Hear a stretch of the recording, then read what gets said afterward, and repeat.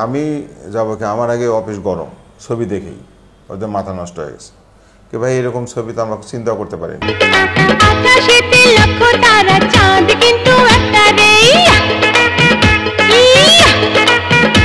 কাকে নিব হিরো, কুলি কে হবে, তখন ওমর সানিকে নেওয়া হয়, কবির সাথে ম্যাচিং করবে, লম্বা আর কি। ওমর সানিকে নিয়ে বাকি মোটামুটি সব কাস্টিং করে ছবি শুরু করলাম।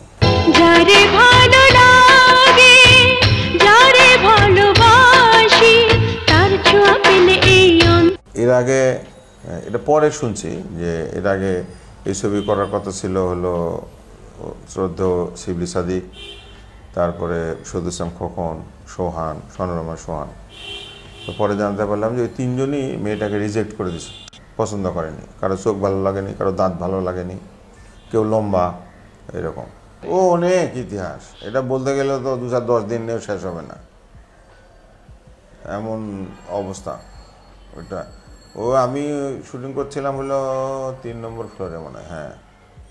তো ওই প্রযোজক এমনি আমাদের এলাকার, উনি নওগাঁর, তো এমনি হাই হ্যালো ছিল আর কি, কথা ছিল। তো দেখি ওনারা আসছে, তো আমার প্রোডাকশনের বলতেছে যে ভাই 2জন লোক আসছে, আপনারা ডাকেন।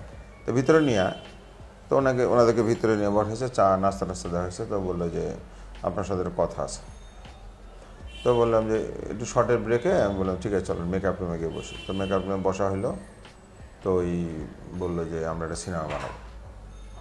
তো আমরা একটা সিনেমা বানাবো, তো ওই কুলি ছবি বানাবো। সবারই বোঝা মাথায় তুলি, কুলি আমরা কুলি। কুলি তো আমার নাম নেওয়া, আপনারা পাবেন না। তো কথা তো ভালোই হলো। আর নায়িকা হলো নিব আমরা এই আনন্দ বিচিত্রা ফটো সুন্দরী, এই পপিকে। আপনাকে না ঠিক কুলির মতো মনে হচ্ছে। পপি, আচ্ছা ঠিক আছে, আগে আমাকে দেখান।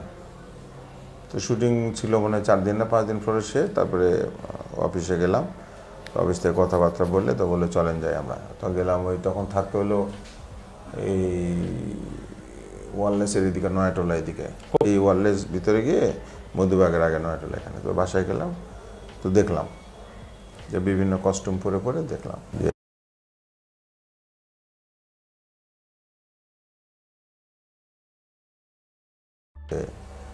অনেকক্ষণ কথাবার্তা বললাম। তো নাচের, আমি বললাম তাহলে নাচের এই একজন ওস্তাদ দিয়ে দেন, আর ওই অভিনয়ের জন্য একজন প্রশিক্ষক দেন। এটা যখন আমার কানে আসলো, এটা হলো এক স্টিল ফটোগ্রাফার ছিল যে ছবি তুলছে, ওনারা ছবি দেখাইলো। আমি বললাম পপি কি আনন্দ বিচিত্রার ফটো সুন্দরী? বলে হ্যাঁ।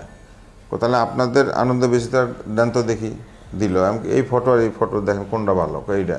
তাহলে আপনার ফটোগ্রাফার তো ছবি ভালো তোলে নাই, এই ফটো দেখলে তো পপিকে কেউ নিবে না, রাখেন আমি ফটো সেশন করে দিই, ফটো শ্যুট করে দিই।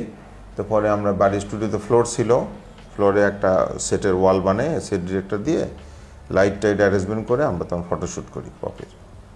এই সকাল থেকে শুরু করে পরের দিন সকাল পর্যন্ত তখন ধরে ফটো সেশন, তখন তো ফটো সেশন বলতাম, এখন হয়েছে ফটোশ্যুট।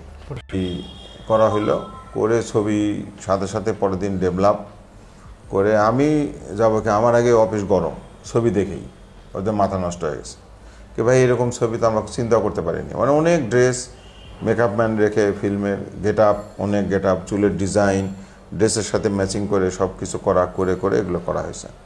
ওই ছবি অফিসে, আমি সব বড় বড় ছবি অফিসে লাগাই দেন, ম্যান হাইট ছবি লাগান, দেখবেন যে বুকিং এজেন্ট, হল মালিকরা দৌড়াদৌড়ি শুরু হয়ে যাবে। তাই হয়ে গেল, ছবিতেই গরম। এরপরে সব রেডি হলো, সব স্ক্রিপ্ট করা হলো।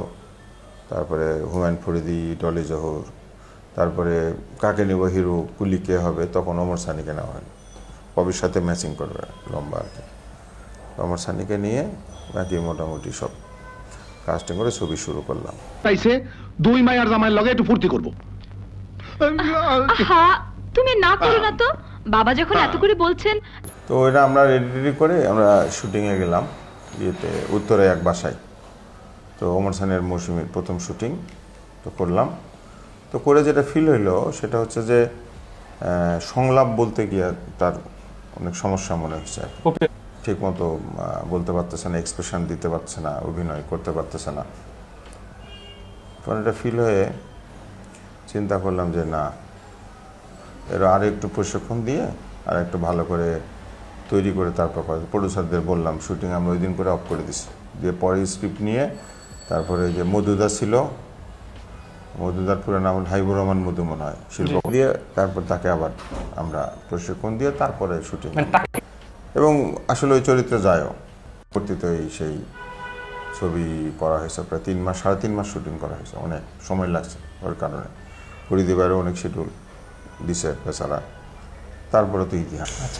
ফুর্তি করে যায়, বলো তারা রারা, বলো তারা রারা, বলো তারা।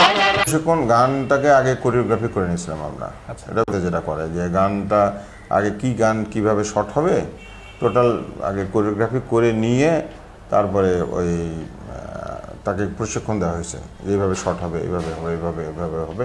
পুরো গানটা তাকে তুলে দিয়ে তারপরে ওই ইউসুফ ছিল ডান্সের, তাকে দিয়ে পুরা গান মাসুম বাবুল সহ বসে এটা পুরা কোরিওগ্রাফি করে এটা রিহার্সাল করে তারপর শুটিং করা হয়েছে। আকাশেতে লক্ষ তারা, চাঁদ কিন্তু একটারে। কষ্ট দুঃখ নেই, ভালো ছবি তো ব্যবসা সফল। তারপর কুলির পরও তো আমার অনেক ছবি সুপার।